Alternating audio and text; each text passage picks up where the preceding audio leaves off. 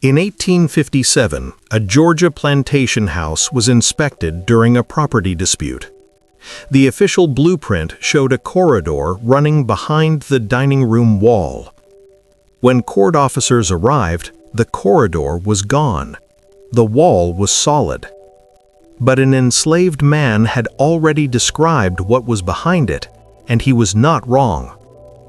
The inspection was part of a probate division between two brothers following the death of the plantation owner.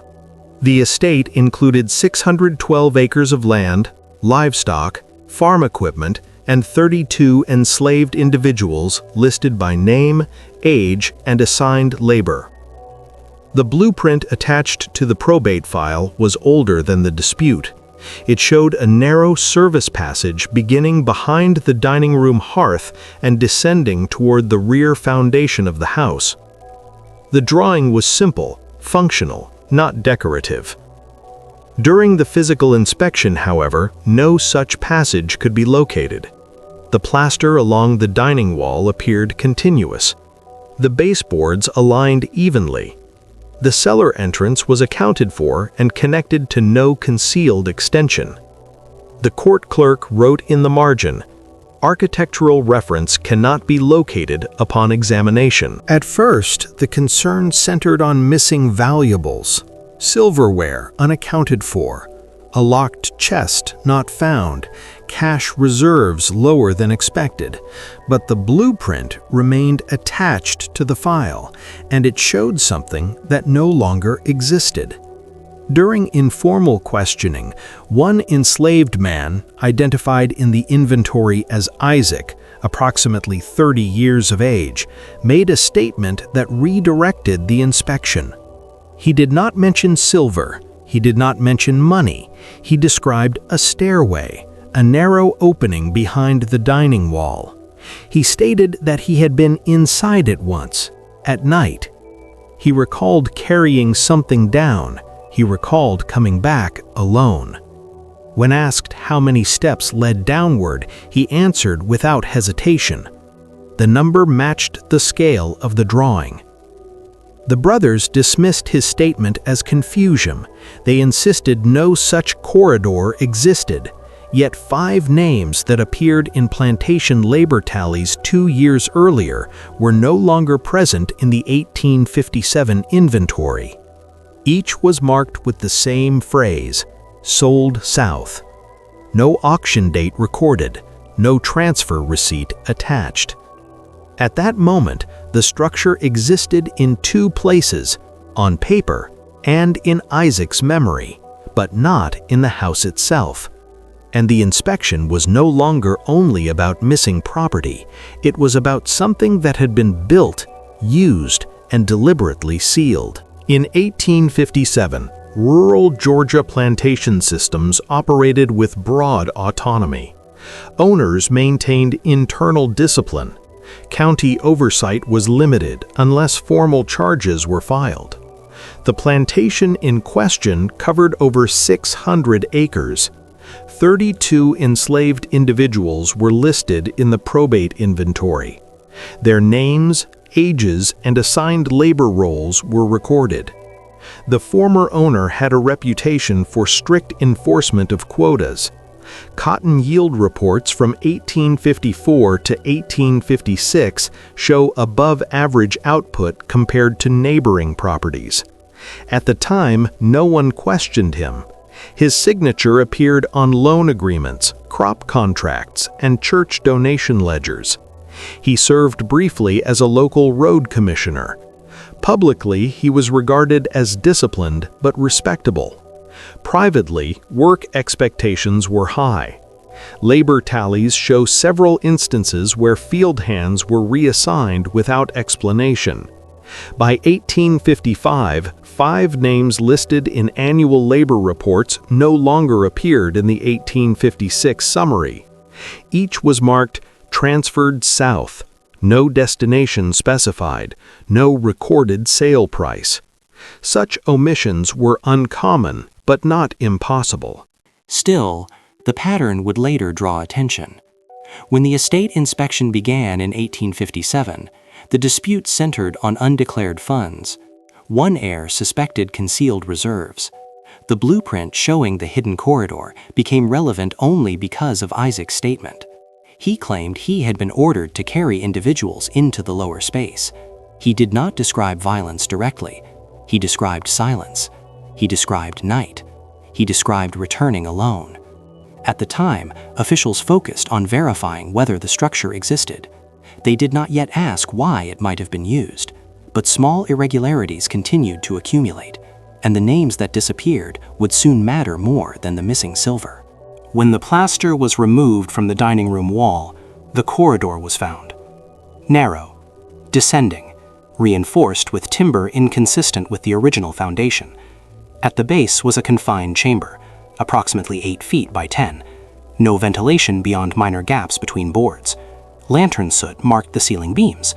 3 iron rings were embedded into structural posts. They were not decorative. They were load-bearing. Attached to one was a fragment of corroded chain. The chamber floor bore discoloration. No forensic methods existed at the time to analyze stains, but multiple areas showed darkened absorption inconsistent with water damage. Inside the chamber were remnants of burned documents, among them partially legible notations resembling abbreviated names.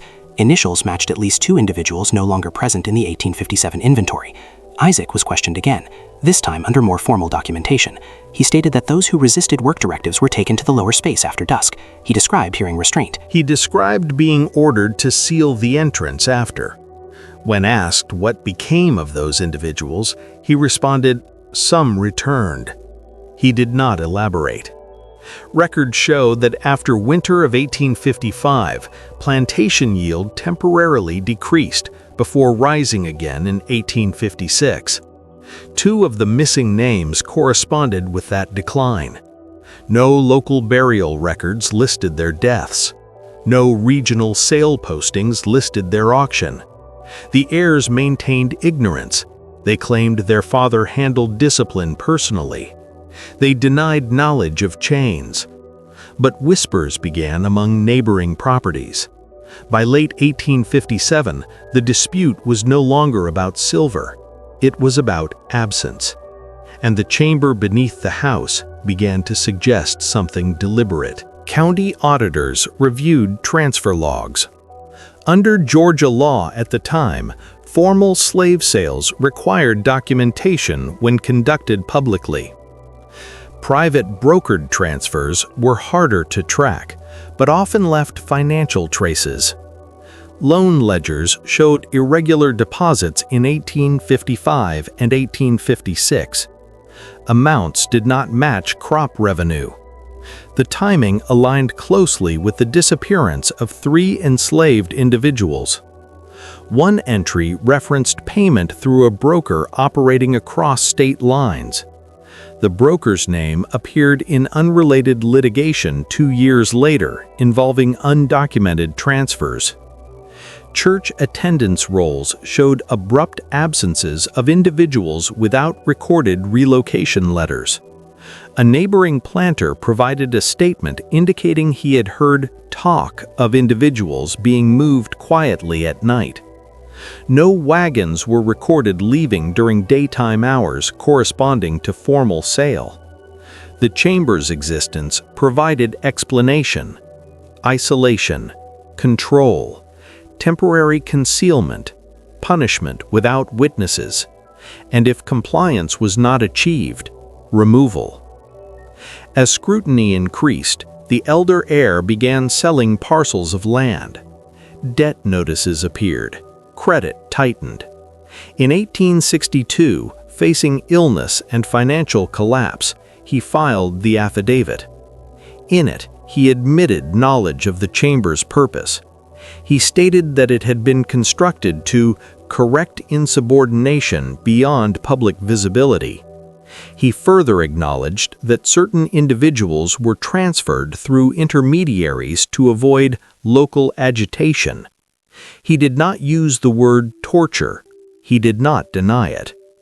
The affidavit stopped short of naming buyers, but it confirmed intent and concealment. The affidavit did not trigger criminal prosecution. By 1862, war overshadowed local legal disputes, but its existence altered the estate's standing. Creditors withdrew support. Remaining property was liquidated. The heir died within a year. His obituary made no mention of the chamber, but county records preserved the affidavit. The probate addendum acknowledged undisclosed structural misuse. Isaac's name appears in an 1864 labor registry under federal military occupation records, listed as laborer, no longer attached to the estate, no note of sale, no note of disappearance. Several of the missing individuals were later traced through broker archives in neighboring states, sold below market value, no formal auction, no advertisement. Their removal had been deliberate. The corridor was dismantled completely after 1857 inspection. Brick replaced timber, foundation reinforced. The house still stood decades later, but its valuation never recovered fully. The family line fractured, land divided, name diminished in public records. No monument marks the lower chamber, no plaque records its purpose, but the documents remain. The blueprint, the inspection notes, the irregular transfers, the affidavit. The hidden passage had allowed punishments without witnesses and sales without record. For years it worked, until paper began to contradict walls and memory contradicted silence. The house still stands, the corridor does not, but the file was never erased, and neither were the names.